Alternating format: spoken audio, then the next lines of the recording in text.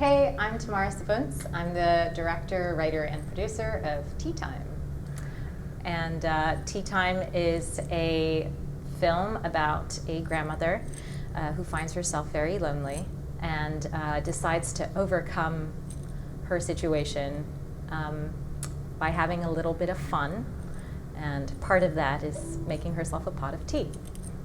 So tell me, writing this piece.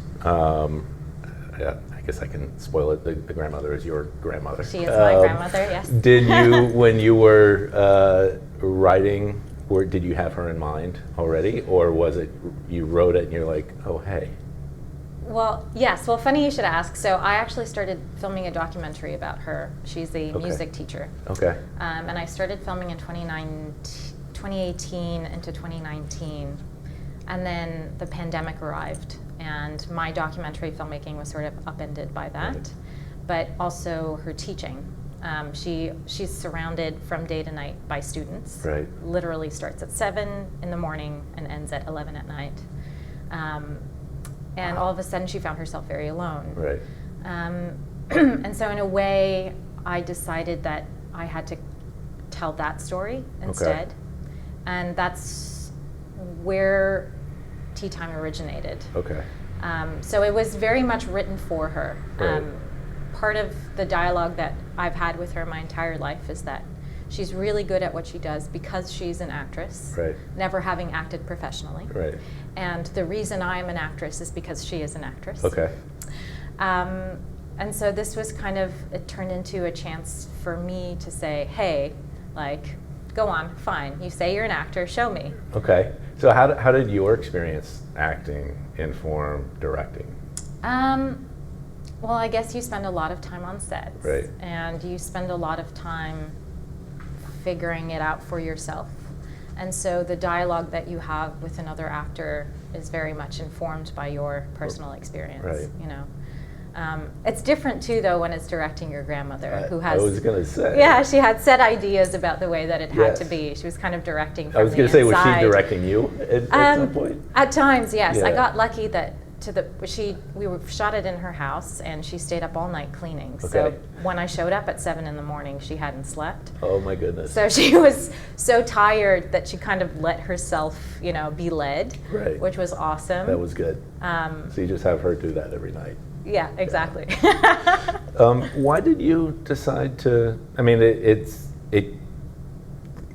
looks like, it feels like it could be a documentary, but it's fiction. Why did you decide, when you decided to do this, when your documentary was interrupted, why not, okay, let me do this other mini doc about my grandmother dealing with this? Why did you decide to kind of bring in the fictional elements? I think that's probably twofold. The first being, she refused. I struggled a lot letting her let me film the documentary. To begin with. To begin Okay. with. She refused to let anybody in on her process, which for me is the most interesting part of what she Sure. does. And so anytime I would get really great footage of her was footage of her telling me about the movies that she wanted us to make. Okay. She was like, picture this. I'm a grandmother, Oh and my my God. grandson has just been kidnapped, and I'm chasing him, and I'm chasing the bad guys. Wouldn't that be funny? And her face lights up, and she does all the mimicry, and she tells these stories. So she lives in this fictional world, Right. I think, for herself. And then the second part of it, too, is I have this opportunity, I think, to give her something that I think she's wished for unknowingly. Right.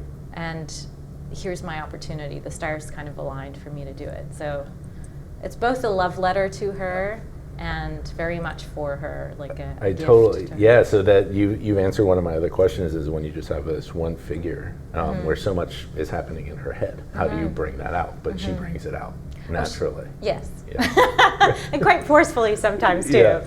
She's very insistent. That's wonderful. Yeah. So have you gone back to the original doc? I haven't yet. Okay. Early on when I was filming in 2019, I patched together a tiny teaser of Right. it. And I was quite happy with the teaser because it as I was putting it together, I was like, oh, maybe this isn't about like her and a couple students. This Right. is about her specifically and the way she sees herself and how that affects her students. Yeah. So I'm looking forward to getting back to it. I'm Yeah. a little anxious because I've grown a lot Sure. as well. Yeah, you were different. You were a different person and a filmmaker than you were Absolutely. when you began. So it'll be Yeah. fascinating for you to be back in that space, and then to see if you can notice even differences on the film, things that you shot before Yeah. and that you're shooting now. Well, I don't want to rush you back to another or toward another project. You should live with this one Yeah. with Teatime, because it's a gem of an experience. I want to ask you too about languages. Sure.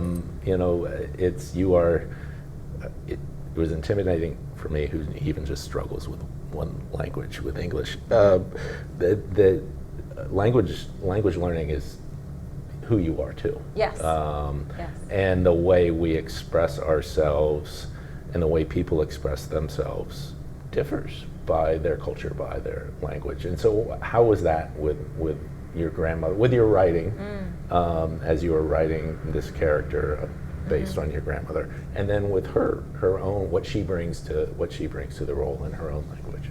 That's funny. I speak 6 languages. Right. And I always get asked what language I dream in. Yeah. And my answer is always, well, it depends what I'm dreaming about. And the same goes for depends in the world. There's certain things that I learned in certain languages, like Right. math I learned in French. Right. So I have to do math in French in my head in order Okay. for it to make sense.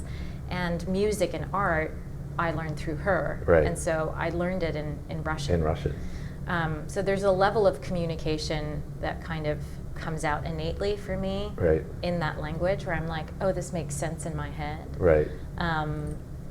It works that way. In the writing, it's different too, because rhythms will be different, or the way that you can say things are different. I was going to say just idioms, or Absolutely. there are expressions Yeah. that don't translate. Yeah, Or exactly. don't carry if they do translate, it's a literal translation that does not carry the same meaning from one language to the next. Yeah, and I find myself too, being first generation, English has become sort of my first language, or French has, and to then do it backwards. So to say, okay, I say it like this in English, what's the Russian equivalent? Right. And then to have my mom look over it and be like, we don't say that. That's not how it works. Exactly. And make those changes and feel frustrated because you're like, but I see these interactions. Right.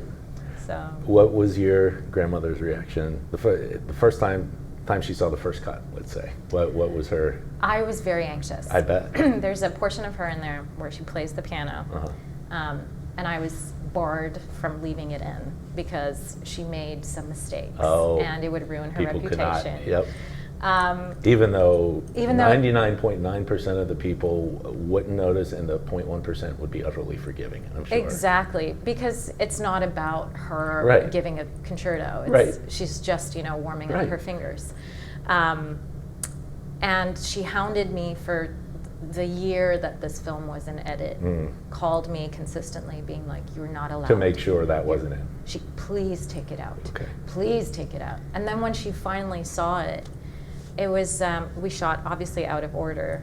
And when she saw it the first time, she was like, I didn't realize you were going to put that there, and Right. that was going to go there. But we shot it before. And I Right. was like, yes, that's because of lighting, Right. and, setups and things like that. And the piano all of a sudden didn't bother her. She The was context like, changed. The context changed completely. When you're in it, as an actor, I know as well, you're like, damn, I Right. didn't get the scene, what am I Right. going to do? And then the editor kind of makes it work, and you're like, well.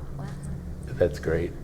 Yeah. So, and kind of the second part of that question is, what is it like for you now? So it's, it's a very personal project. It's a very personal person. To then share that with other people. You're in a theater, it gets dark, and you are experiencing other people watching not only your work but your grandmother up there on the screen. What is that experience like? I guess I'm really proud. Yeah. I think she's a fantastic actor. Yeah. I think if anything, this experience is validating both to her Mm. and to me. You know, she's been telling people in the family her Right. entire life that she's an actor, and then for the family to see her on screen be great. She's really natural. Right. She just kind of like, she lives there. I find that really validating. That's great. And as a perfectionist, I kind of feel like this project is, you know, it's not perfect, but it's perfect for what it is. For what it was intended What is to be. intended to be. I love that. Yeah. Well, thank you. Thank you for you sharing so it with much. us, and thank you for coming down. This Thank is great. you. This was great. I Good. really appreciate it. You're welcome.